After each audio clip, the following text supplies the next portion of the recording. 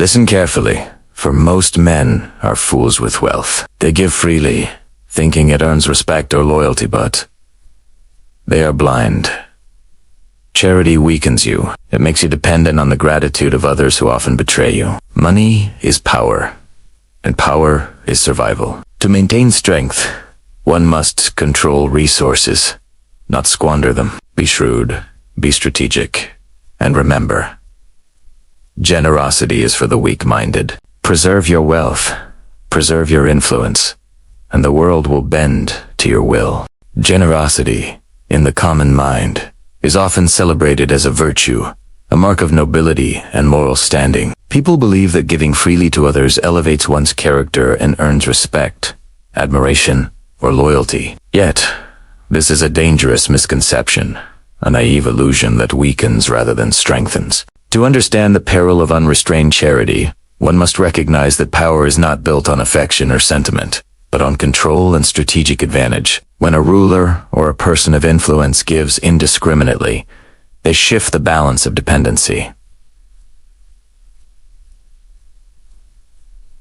Those who receive freely are no longer equals or partners. They are beneficiaries, reliant on the goodwill of the giver. In this dynamic, the giver loses leverage because the recipient gains expectation. Every act of charity, however small, creates an invisible obligation, a subtle chain of influence that places the benefactor at a disadvantage. While the world may praise acts of generosity, those who truly understand the mechanisms of power know that gratitude is fleeting, loyalty is uncertain, and dependence can easily turn into contempt or exploitation. Generosity blinds a person to the harsh realities of human nature. Men are inherently self-interested, and their gratitude is contingent upon their needs being satisfied. Those who are given wealth or favor without earning it rarely act out of genuine respect. Rather, they act because it serves their interest to do so. The moment the flow of charity stops, or when circumstances change, the supposed loyalty can vanish as swiftly as it appeared. In contrast,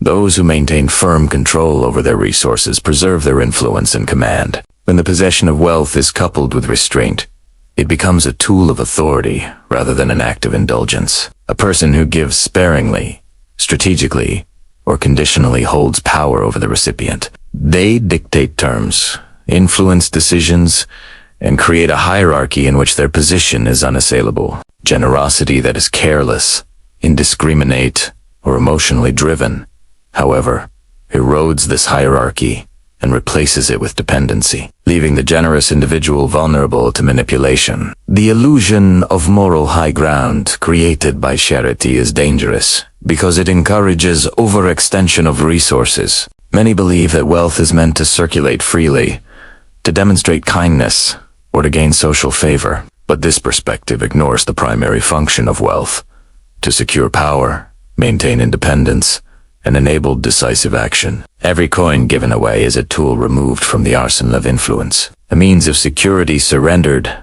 a margin of advantage lost. In times of crisis, scarcity, or competition, those who have practiced indiscriminate generosity find themselves exposed, lacking the reserves necessary to defend their position or exploit opportunities. The strong understand that resources are finite, and that control over them is an extension of control over people, circumstances, and outcomes. Charity, when practiced without calculation, compromises this control and diminishes the strength of the giver. Moreover, generosity can inadvertently empower rivals or undermine authority. By giving freely, one risks creating a class of recipients whose power and expectations grow alongside the resources provided to them. They learn to depend on the generosity, and in doing so, they gain leverage over the giver. The act that appears noble on the surface may conceal a shift in the balance of influence. Those who understand power recognize that authority is preserved not through affection, but through respect, fear, and strategic advantage. Generosity that weakens power is not generosity at all. It is a surrender, a misjudgment, and a threat to one's own position. In contrast, calculated restraint in giving, controlled distribution, and selective aid reinforce dominance, ensure loyalty that is earned rather than assumed, and maintain the superiority of the giver. The wise do not mistake the outward applause for true strength. Charity is applauded in the marketplace of morality, but in the corridors of power, It is measured by its effect on influence. The act of giving without foresight transforms wealth from a weapon into a liability. To maintain authority, one must understand that power is preserved through control, not through acts of indiscriminate kindness. Generosity, when unrestrained, weakens the very foundation upon which influence is built, leaving the generous exposed to manipulation, dependence, and the inevitable erosion of authority. Wealth is often misunderstood by those who lack strategic insight, regarded as a symbol of status, a token of prestige, or a reflection of personal virtue. Many believe that money itself is a measure of character, that to possess it is to be esteemed, and that to display it openly is to earn admiration. Yet such notions are illusions. Wealth is never an end in itself. It is not a trophy to be flaunted or a proof of moral superiority. It is a tool, a means to an objective far greater than the mere accumulation of coins or assets. Those who treat money as a symbol of honor, rather than as an instrument of power, weaken their position, for they fail to understand the essential function of resources in shaping, influence, decision-making, and survival. Money is a force that can move people, manipulate circumstances, and secure advantage. When handled wisely, it becomes a weapon of strategy, a buffer against misfortune, and a lever with which to shape the world according to one's will. To see wealth as a tool requires a mindset that values function over display. Possessing resources without knowing how to employ them is as futile as holding a sword without knowing how to wield it.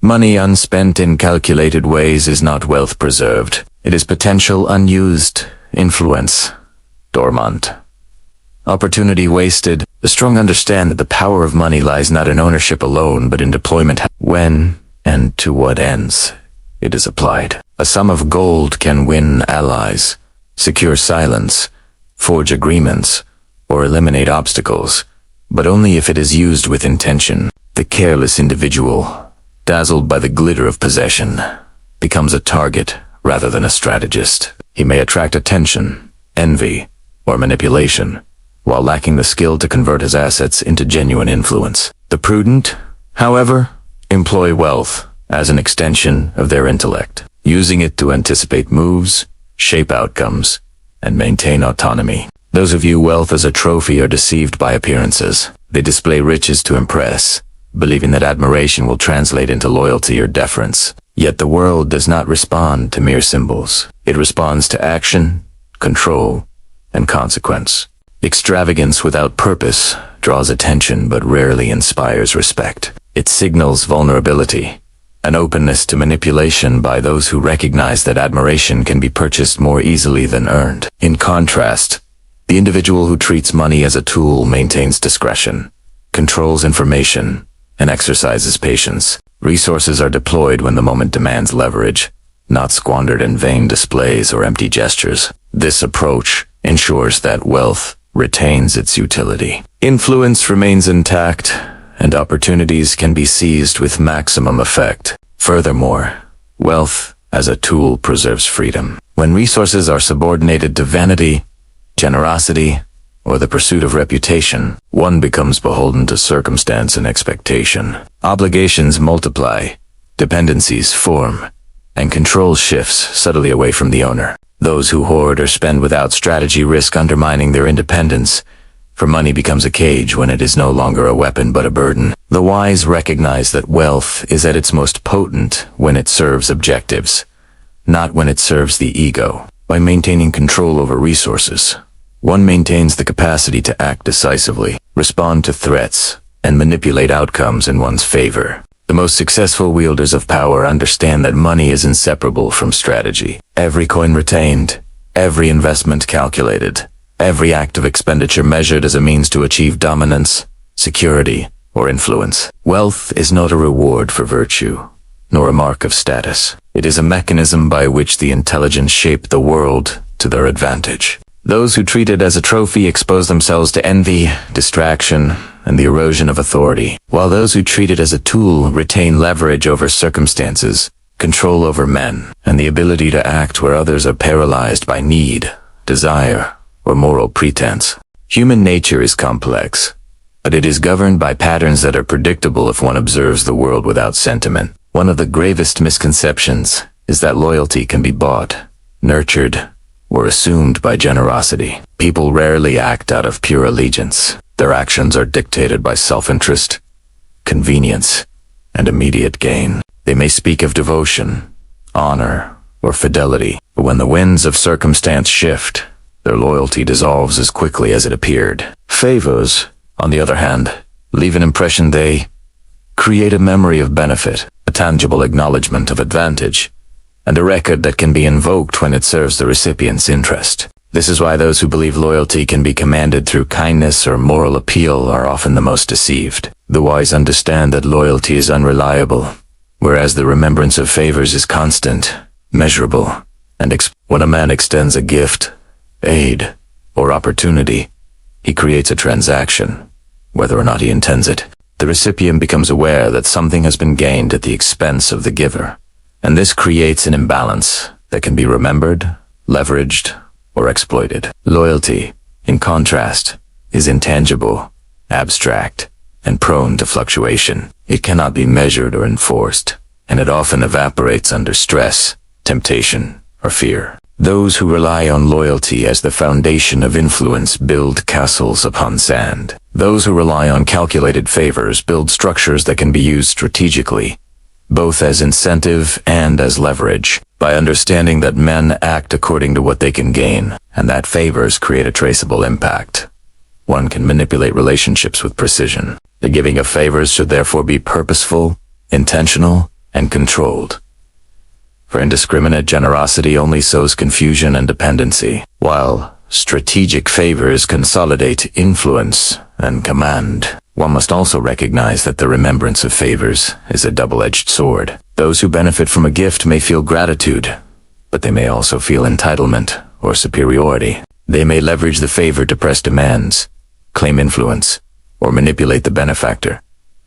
This is not a flaw of the system. It is its nature. To operate effectively, one must anticipate that favors carry expectations, and that people will not act out of moral obligation, but from a desire to maximize personal advantage. A shrewd strategist uses this knowledge to structure interactions, granting favors in ways that reinforce authority rather than diminish it. They ensure that the memory of benefit serves their position, shaping behavior without relying on the fragile construct of loyalty. In the exercise of power, it is essential to distinguish between symbolic gestures and functional influence. Acts of loyalty, promises of allegiance, and declarations of fidelity are valuable only insofar as they are backed by tangible actions or consequences. They are unreliable in themselves and cannot be the foundation of authority. Favors, in contrast, leave evidence, create reciprocity, and produce measurable impact. By giving strategically, one can guide decisions, cultivate dependency, and extract future advantage. The prudent understand that the memory of benefit can be summoned when necessary, while abstract loyalty is to us already forgotten, betrayed, or ignored. The practical application of this principle is evident in all relationships of power. Kings, rulers, merchants, and generals have long known that influence is earned not through sentimental appeals to loyalty but through careful allocation of advantage. Those who receive wisely structured favors recognize that their position depends upon the benefactor's resources, judgment, or goodwill, and they act accordingly. Those who assume loyalty will respond to sentiment alone are disappointed, for men are not guided by gratitude or moral principle in matters that affect their interest. The world is harsh, indifferent, and self-serving. Understanding this is not cynicism, but clarity. By treating favors as the currency of influence, one controls expectations, directs behavior, and secures a network of obligation that can be measured, maintained, and manipulated. The most powerful individuals are those who see beyond appearances, who know that loyalty is fleeting but the memory of a favor endures. They grant benefits sparingly, intentionally, and with foresight, ensuring that every act serves a purpose. In this way, influence is preserved, authority is reinforced, and relationships are governed by calculation rather than illusion. The wise recognize that men may speak of fidelity, but they act on advantage, and that every favor creates a bond far more reliable than the unpredictable sentiment called loyalty. In the exercise of power, nothing is more perilous than the illusion of abundance. Those who exhaust their resources at every opportunity who spend freely in times of plenty, often discover too late that the future is uncertain, that circumstances can shift with the slightest change, and that fortune favors those who act with prudence. Strength is not measured by immediate display, but by the capacity to endure, to respond, and to act decisively when opportunity or crisis presents itself. The wise understand that the preservation of resources, whether wealth, influence, or manpower, is not a sign of stinginess, but a calculated measure of strategic advantage. By maintaining a reserve, one ensures that power is not only sustained but amplified, for it is only in control of resources that one can seize initiative, dominate rivals, and shape outcomes according to one's will. Those who give without restraint, spend without calculation, or deploy their assets at every whim, compromise their freedom to act. Generosity, indulgence, and impatience may win temporary admiration or social approval, but they leave one vulnerable to the inevitable reversals of fortune. A ruler or strategist who keeps reserves intact retains options, maintains leverage, and secures the ability to respond to challenges that others cannot anticipate. In times of scarcity, crises, or conflict, those who have overextended themselves are forced into dependence, negotiation from weakness, or even surrender. The disciplined few, who understand the principle of strategic reserve, possess an invisible power, a latent advantage that can be exercised at precisely the right moment to achieve maximum effect. The concept of strategic reserve extends beyond wealth alone. It encompasses influence, information, relationships, and even patience. To act without foresight, to deploy every asset immediately, is to surrender initiative to others. Those who maintain control over their resources can manipulate events rather than merely react to them. Every action becomes deliberate, calculated, and timed to yield the greatest benefit. In contrast, those who exhaust themselves in the pursuit of immediate gain are at the mercy of circumstance, compelled to negotiate from weakness, and forced into compromises that diminish authority. The difference between the prudent and the reckless is measured not by what is gained in the present, but by the options retained for the future. Those who understand human nature recognize that men are unpredictable, fortune is volatile, and opportunities are fleeting. To meet these realities effectively, one must maintain a margin of strength, a strategic reserve that allows decisive action when necessary. Resources that are hoarded or preserved are not wasted. They are a form of latent power, a guarantee against misfortune, and a weapon for influence. By keeping reserves, one cultivates patience, sharpens judgment, and ensures that every action taken carries consequence and advantage. The fool, by contrast, acts impulsively, expending energy and wealth without consideration for the future, and finds himself exposed to the inevitable trials that fortune imposes. Even the appearance of abundance is insufficient without substance. Those who show generosity, promise, support, or display influence, but have no reserves behind their gestures, reveal themselves as weak and vulnerable. True power is grounded in the knowledge that one can act when others cannot, that one has options where others are constrained, and that one can impose will where others are forced to submit. The strategic reserve is the foundation of independence, autonomy, and authority, for it allows one to dictate terms, seize advantage, and respond to threats with confidence. In all matters of control and influence, the wise exercise restraint, conserving resources while assessing opportunity. They understand that the measure of strength lies not in immediate abundance, but in the capacity to act decisively when conditions are favorable. Those who maintain strategic reserves retain freedom, maintain initiative, and command respect. For their power is not transient, but enduring, grounded in foresight and discipline. The world rewards those who are prepared, who act with calculation, and who preserve the means to impose their will when others are exhausted, overextended, or unready. And in this way, latent strength becomes the most potent form of authority.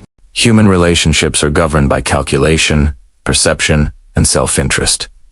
Yet few admit this openly. Men often claim that love, admiration, and affection are the foundations of influence, believing that to be liked is to be secure. This belief is dangerous and naive, for human loyalty is fleeting, malleable, and contingent upon circumstance. Love is unreliable. It fluctuates with desire, convenience, and personal gain. Fear, in contrast, is constant, measurable, and more easily controlled. It instills respect, compels obedience, and enforces boundaries without relying on the vagaries of sentiment. Those who understand power recognize that influence rooted in fear is durable, whereas influence rooted in love is fragile, subject to betrayal, and easily manipulated. The wise understand that men act primarily out of self-interest, and their emotions are instruments, not guides. To be loved is to invite expectation, indulgence, and, often,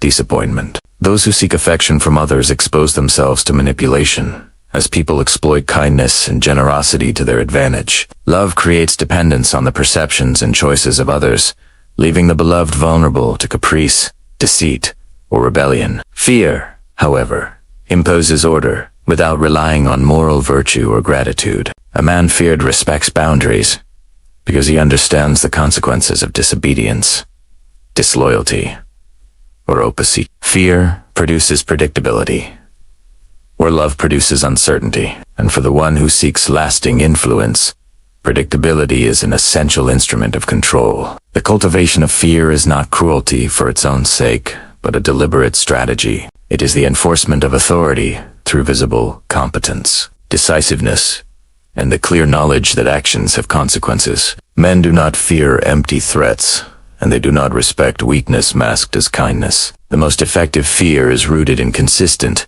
predictable, and unavoidable consequences. It is a fear that encourages caution, respects authority, and ensures obedience, all without the unpredictability of emotional affection. To wield fear effectively, one must balance severity with discernment, ensuring that the dread inspires respect rather than hatred. Excessive cruelty may provoke rebellion, but calculated fear creates stability, loyalty born of self-preservation, and the recognition of authority's legitimacy. Love, on the other hand, is contingent upon perception and mood. It relies on the whims of human emotion, which shift with convenience, envy, or desire. Those who build their power on the affection of others find themselves at the mercy of fickle hearts. Generosity, charm, and appeal may secure temporary devotion.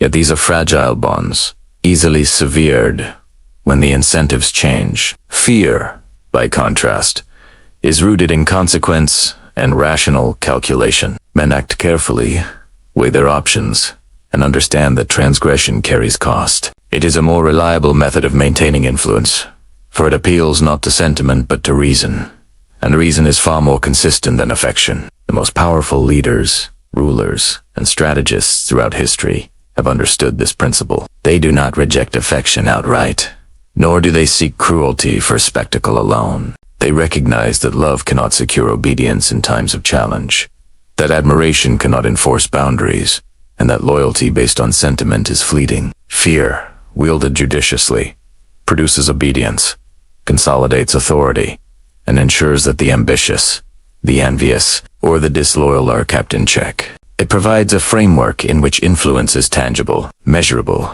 and enforceable, whereas love is abstract, unreliable, and easily manipulated. The world is not governed by sentiment, but by consequence, calculation, and action. Those who seek to maintain authority, command, respect, and endure the trials of human unpredictability must understand that fear outweighs love and influence. By instilling respect through controlled fear, one secures obedience, prevents exploitation, and preserves autonomy, while relying on love alone exposes one to betrayal, dependence, and the inherent instability of human emotion. The wise recognize that fear, tempered by prudence and fairness, ensures enduring influence where love cannot, and that power is preserved not through admiration, but through the certainty of consequence. In the exercise of influence and power, appearances are as important as reality, and perception often dictates the course of events more than action itself. To be feared without being hated,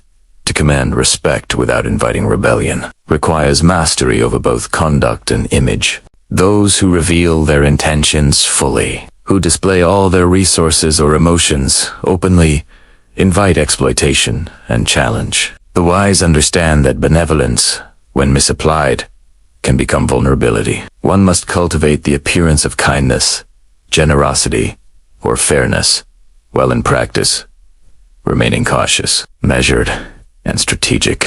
This duality is not hypocrisy. It is the careful orchestration of perception to maintain authority, influence, and security. By appearing benevolent, a leader or strategist encourages goodwill, avoids unnecessary hostility, and pacifies suspicion. But by acting cautiously, they protect their position, preserve resources, and retain the freedom to act decisively when opportunity or threat arises. Benevolence is a tool of influence, but it is most effective when paired with restraint. Those who show generosity indiscriminately, without foresight, surrender leverage and invite manipulation. Men are observant and opportunistic. They respond to signals of vulnerability and take advantage of those who reveal themselves too fully.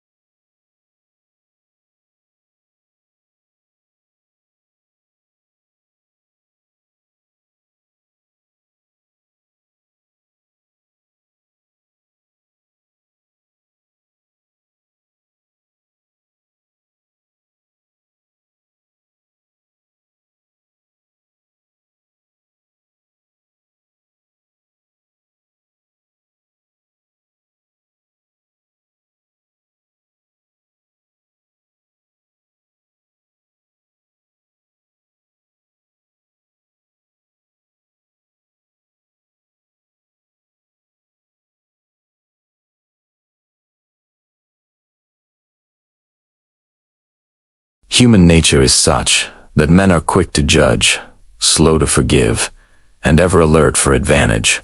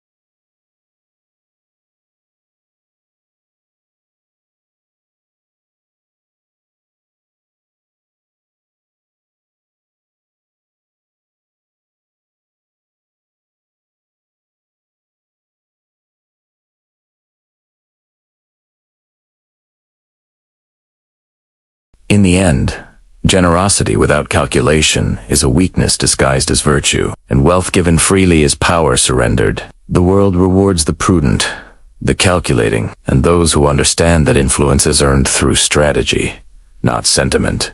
By controlling resources, acting with caution, and wielding fear where necessary, one secures authority that endures beyond fleeting affection or superficial admiration. Let your appearance suggest benevolence, but let your actions be measured and deliberate. Preserve your power, protect your interests, and remember that those who understand the true nature of men, not their words, but their desires, are the ones who shape destiny. To master wealth, influence, and men, act as the world truly is, not as you wish it to be, and in doing so, you remain unshakable, unexploited, and undeniably strong.